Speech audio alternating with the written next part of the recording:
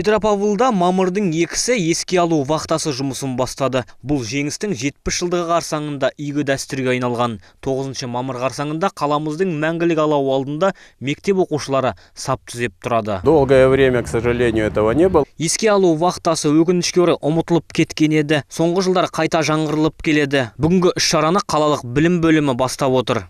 Бұл өскелең ұрпақтың зұлмат соғыс жылдарындағы төккен термен келген жеңісті ұмытпауға шақырады дейді ұйымдастырушылар. Барлығы іс-шара барысында қаланың 8 жалпы білім беретін оқу ордаларын қатыстыру жоспарланыпты. Оқушылар да бұндай іс-шараға қуана келістік деп отыр.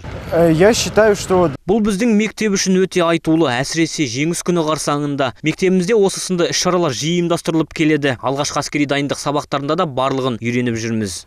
Айта кету керек, мамырдың 2-сі, 4-і, 5-і, 6-сы күндері қала мектептерінің әскери патриоттық клубтарынан құрылған жасөспірімдер қарауылға тұрса, 7-сі, 8-і, 9-шы мамыр күндері әскери бөлімнің сарбаздары мәңгілік алау алдында сап түземек.